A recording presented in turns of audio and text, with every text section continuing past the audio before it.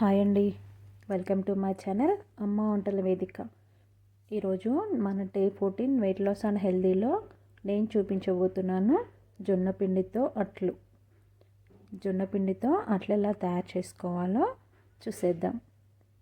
దీనికోసం ఒక గిన్నెను తీసుకొని దానిలోనికి 2 కప్పుల వరకు జొన్న పిండి యాడ్ చేసుకోవాలి.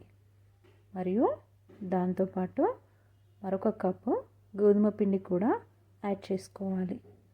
తర్వాత రుచికి తగినంత విధంగా సాల్ట్ యాడ్ చేసుకొని ఇలా మొత్తాన్ని కూడా ఒకసారి మిక్స్ చేసుకోవాలి.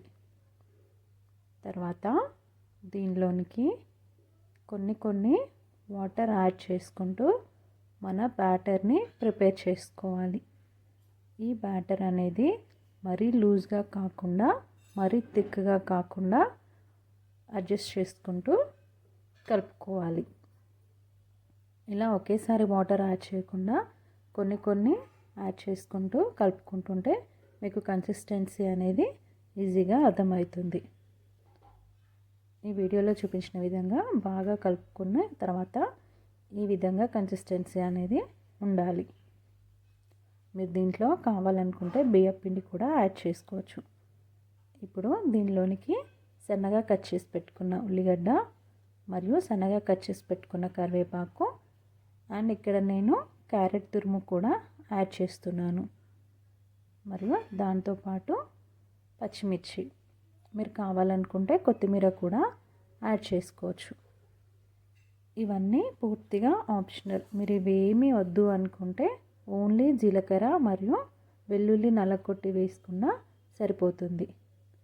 తర్వాత దీనిలోనికి జీలకర్ర వేసుకొని ఒకసారి మొత్తాన్ని కలుపుకొని ఒక 10 నిమిషాల పాటు పిండిని పక్కకు పెడితే మన జొన్న అట్ల కోసం బ్యాటర్ అనేది రెడీ అయిపోతుంది. ఇప్పుడు స్టవ్ ఆన్ చేసుకొని ఒక ప్యాన్ పెట్టుకొని ప్యాన్ వేడైన తర్వాత ఇలా వాటర్ చిలకరించినట్లయితే మనకి అట్టు అనేది అంటుకోకుండా వస్తుంది. ఇక్కడ నేను బ్యాటర్లోనే ఒక 2 స్పూన్ల వరకు ఆయిల్ యాడ్ చేయడం వలన అట్టు పైన మళ్ళీ ఆయిల్ ఏమీ వేయట్లేదు.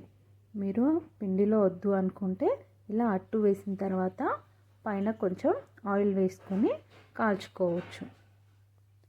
అంటుకుంటుందేమో అని డౌట్గా ఉంటే ముందుగానే ప్యాన్కి కొంచెం ఆయిల్ బ్రష్ చేసుకుంటే సరిపోతుంది. తర్వాత మన అట్టు ఈ విధంగా మొత్తం వేసుకున్న తర్వాత ఈ విధంగా మీడియం నుంచి హై ఫ్లేమ్ మధ్యలో పెట్టుకొని అట్టు అనేది కాల్చుకోవాలి. ఈ అట్టు కాలిపోయిన తర్వాత ఒక పక్కకి ఇలా పైకి వస్తుంది. ఈ వీడియోలో చూపించిన విధంగా ఇలా వచ్చిన తర్వాత మరొక వైపుకి ఫ్లిప్ చేసుకుంటే జొన్న అట్టు అనేది రెడీ అయిపోతుంది.